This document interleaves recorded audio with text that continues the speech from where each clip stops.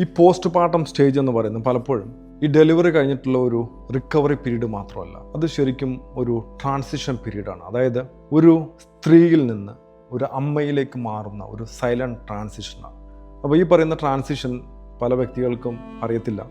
അതായത് അവരുടെ വീട്ടിലുള്ള വ്യക്തികൾക്കോ അല്ലെങ്കിൽ അവരുടെ ഹസ്ബൻഡിനോ അല്ലെങ്കിൽ അവരോട് അടുത്തിടപഴകുന്ന പല വ്യക്തികൾക്ക് ഇതിനെക്കുറിച്ച് കാര്യമായിട്ടുള്ള ഒരു ഐഡിയ ഇല്ല. അതുകൊണ്ട് ഈ പറയുന്ന കാര്യം വളരെ ഗൗരവമായിട്ട് എടുക്കേണ്ട ഒരു കാര്യം തന്നെയാണ്.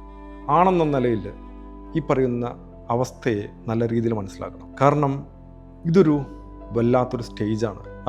ഇത് അനുഭവിച്ച പെണ്ണുങ്ങളോട് ചോദിച്ചാൽ കറക്റ്റായിട്ട് മനസ്സിലാവും.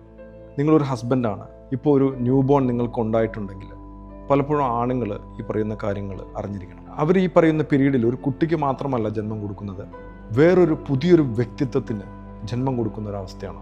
അവൾക്ക് ഒരുപാട് പൊട്ടിച്ചിരിക്കാനും കഥ പറയാനും ഒരുപാട് സ്വപ്നങ്ങൾ കാണാനും റിലേഷൻഷിപ്പ്, അവളുടെ കരിയർ, ബ്യൂട്ടി, റിലേഷൻഷിപ്പ് ഗോളും ഈ പറയുന്ന സ്വപ്നങ്ങളും എല്ലാം അവളുടെ ഒരു ഐഡൻറ്റിറ്റി ആയിട്ട് നിൽക്കുന്നൊരു സമയമായിരുന്നു. ആ അവസ്ഥയിൽ നിന്നാണ് ഈ പറയുന്ന സ്ത്രീ ഗർഭിണിയാകുന്നതും പിന്നീട് ഈ പറയുന്ന 9 മാസക്കാലം ഗർഭം ചുമക്കുന്നതും ഡെലിവറി ചെയ്യുന്നതും. ഈ പീരീഡ് എന്ന് പറയുന്നത് പലപ്പോഴും അവർക്ക് ഒരു ഐഡൻറ്റിറ്റി നഷ്ടപ്പെടുന്നൊരു പീരീഡാണ്. ഒരു ഐഡൻറ്റിറ്റി ക്രൈസിസ് ഫേസ് ചെയ്യുന്ന ഒരു പീരീഡാണ്. അങ്ങനെ ഈ പറയുന്ന ഡെലിവറിക്ക് ശേഷം അവരുടെ ബോഡി മാറുന്നു, അവരുടെ ഹോർമോൺസ് ചേഞ്ച് ആവുന്നു, അവരുടെ ഉറക്കം നഷ്ടപ്പെടുന്നു, അവർക്ക് ഈ പറയുന്ന ഫ്രീഡം നഷ്ടപ്പെടുന്നു. കുട്ടിയുടെ കാര്യങ്ങളെല്ലാം ശ്രദ്ധിക്കണം, ചിലപ്പോൾ വീട്ടിലെ കാര്യങ്ങൾ ശ്രദ്ധിക്കണം, ചിലപ്പോൾ ഹസ്ബൻഡിൻ്റെ കാര്യങ്ങൾ ശ്രദ്ധിക്കണം. അങ്ങനെ അവർക്ക് എങ്ങോട്ടും മാറാൻ പറ്റാത്ത ഒരു ഫ്രീഡം ഇല്ലാത്ത ഒരവസ്ഥയിലേക്ക് മാറും. അപ്പോൾ ഇതെല്ലാം ഒരു പെട്ടെന്നുള്ളൊരു ട്രാൻസിഷനാണ്. പലപ്പോഴും ഈ പറയുന്ന കാര്യങ്ങൾ ആർക്കും മനസ്സിലാവത്തില്ല. പലപ്പോഴും ഈ പറയുന്ന പീരീഡിൽ പലപ്പോഴും ആളുകൾ അന്വേഷിക്കുന്നത് കുട്ടിക്ക് സുഖമാണോ, കുട്ടി പാൽ കുടിച്ചോ, കുട്ടി ഉറങ്ങിയോ, കുട്ടിയായിട്ട് റിലേറ്റഡ് ആയിട്ടുള്ള കുറേ ക്വസ്റ്റ്യൻസ് മാത്രം ആളുകൾ ചോദിക്കും. ഒരിക്കലും അമ്മയ്ക്ക് എങ്ങനെയുണ്ട്, അമ്മയുടെ മാനസികാവസ്ഥ എങ്ങനെയുണ്ട്, മെൻ്റൽ സ്റ്റേജ് എങ്ങനെയാണ്, ഇതൊന്നും ആരും ചോദിക്കാൻ പോകത്തില്ല. ഇങ്ങനെ ആളുകൾ ചോദിക്കുമ്പോൾ പലപ്പോഴും അവർക്ക് വിഷമം തോന്നും. പതിയെ അതൊരു സൈലൻസിലേക്ക് അവർ ഒതുങ്ങിപ്പോകും. കാരണം ഒരു കുട്ടി ജനിച്ചതോടുകൂടി ഈ പറയുന്ന മദറിൻ്റെ ഓൾഡ് വേർഷൻ പതിയെ ഇല്ലാതായിക്കൊണ്ടിരിക്കുകയാണ്. അപ്പോൾ ഈ പറയുന്ന ഐഡൻറ്റിറ്റി ഷിഫ്റ്റ് എന്ന് പറയുന്ന അവരെ ഭയങ്കരമായിട്ട് ബാധിക്കുന്നുണ്ട്. പലപ്പോഴും ഈ പറയുന്ന അവസ്ഥയിൽ അവർക്ക് അവരെ തന്നെ മനസ്സിലാവുന്നില്ല. ഭയങ്കരമായിട്ടുള്ള ഒരു ഇമോഷണൽ എംപ്റ്റിനെസ് അവർക്ക് ഫീൽ ചെയ്യുന്നു. അതുപോലെ എൻ്റെ പഴയ അവസ്ഥയിലേക്ക് എനിക്ക് തിരിച്ചു പോകാൻ പറ്റുമോ എന്നുള്ളൊരു സംശയം വരുന്നു. അല്ലെങ്കിൽ എൻ്റെ ഈ പറയുന്ന ആ പഴയ ചുറുചുറുക്ക് എവിടെ പോയി എന്ന് തോന്നുന്നു, ഞാൻ വീക്കായി പോയോ എന്നൊക്കെ ഉള്ള സംശയങ്ങൾ വരുന്നു.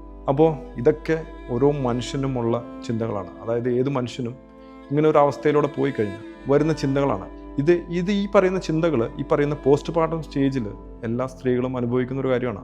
ഈ പറയുന്ന ഡീപ്പ് ഐഡൻറ്റിറ്റി ട്രാൻസ്ഫോർമേഷൻ നമുക്ക് മനസ്സിലാക്കാൻ പറ്റിയില്ലെങ്കിൽ നമ്മൾ ഈ പറയുന്ന കുട്ടിയുമായി ബന്ധപ്പെട്ട എല്ലാ കാര്യങ്ങളും നമ്മൾ ആഘോഷിക്കുകയും അവിടെ പെണ്ണിൻ്റെ ഒരു ഇമോഷണൽ റീബർത്ത് നടക്കുന്ന ഒരു പ്രോസസ്സ് ആളുകൾക്ക് മനസ്സിലാവാതെ വരും. അതുകൊണ്ട് ഈ പറയുന്ന നല്ല ഹസ്ബൻഡ് എന്ന് പറയുന്നത് ഈ പറയുന്ന കുട്ടിയുടെ മാത്രമല്ല കാര്യങ്ങൾ അന്വേഷിക്കേണ്ടത്, അമ്മയുടെ കാര്യങ്ങളും വളരെ കൃത്യമായിട്ട് ചോദിച്ചറിയണം. അവളെയും വളരെ നല്ല രീതിയിൽ കെയർ ചെയ്യണം, അവളോട് നല്ല രീതിയിൽ സ്നേഹം കാണിക്കണം. ഈ പറയുന്ന ഒരിക്കലും നിങ്ങൾ ചിന്തിക്കരുത്, ഈ പറയുന്ന നിങ്ങൾ കൊടുക്കുന്ന സ്നേഹം എന്ന് പറയുന്നത് കുട്ടിക്ക് സുഖമാണോ എന്ന് ചോദിച്ചു കഴിഞ്ഞാൽ ഒരിക്കലും അതിന് അർത്ഥമില്ല ഈ പറയുന്ന അമ്മയ്ക്ക് സുഖമാണോ എന്നുള്ളത്. അത് നിങ്ങൾ തീർച്ചയായിട്ടും സെപ്പറേറ്റ് പരിഗണിക്കേണ്ടതുണ്ട്, അവരോട് ചോദിക്കേണ്ടതുണ്ട്.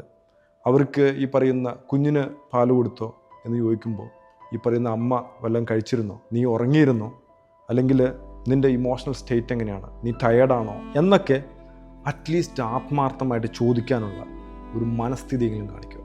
ഈ പറയുന്ന ഇമോഷണൽ സപ്പോർട്ട് എന്ന് പറയുന്നത് ഇന്നത്തെ കാലത്ത് വളരെ വലിയൊരു കാര്യമാണ്. കാരണം ഇന്ന് ആളുകൾക്ക് എല്ലാം ഉണ്ട്, പക്ഷേ ഈ പറയുന്ന മാനസിക ആരോഗ്യം എന്ന് പറയുന്നത് ഇന്ന് അന്യം നിന്ന് പോകുന്നൊരവസ്ഥയാണ്. നിങ്ങൾ ഒരിക്കലും ഇന്നത്തെ സ്ത്രീകളെ ഒരിക്കലും കമ്പയർ ചെയ്യരുത്. എൻ്റെ വല്യുമ്മ 8 മക്കളെ ഈസി ആയിട്ട് പ്രസവിച്ചു, അല്ലെങ്കിൽ എൻ്റെ അമ്മ 4 മക്കൾക്ക് പിറവി കൊടുത്താണ്. അപ്പോൾ അവർക്കൊന്നും ഇല്ലാത്ത പ്രശ്നം എന്തുകൊണ്ടാണ് ഈ പറയുന്ന ഒറ്റ കുട്ടി ഉണ്ടായ എൻ്റെ വൈഫിനുള്ളതെന്ന് നിങ്ങൾ ചിന്തിക്കാൻ നിൽക്കരുത്. ഈ പറയുന്ന കാര്യങ്ങളൊക്കെ നിങ്ങൾ മനസ്സിലാക്കി കഴിഞ്ഞാൽ പോസ്റ്റ് പാർട്ടം ഡിപ്രഷൻ എന്ന് പറയുന്ന ഒരു അവസ്ഥയിലൂടെ കടക്കാതെ അവർക്ക് വീണ്ടും ജീവിതത്തെ തിരികെ പിടിക്കാൻ പറ്റും. അപ്പോൾ ഈ പറയുന്ന കാര്യങ്ങൾ ശ്രദ്ധിക്കുക. കുട്ടിക്ക് സ്നേഹം കൊടുക്കുന്നതിനോടൊപ്പം തന്നെ അമ്മയ്ക്കും അർഹതപ്പെട്ട സ്നേഹം കൊടുക്കുക, ശ്രദ്ധ കൊടുക്കുക. അവരോടും എല്ലാ കാര്യങ്ങളും സെപ്പറേറ്റ് ആയിട്ട് ചോദിക്കാൻ നോക്കുക.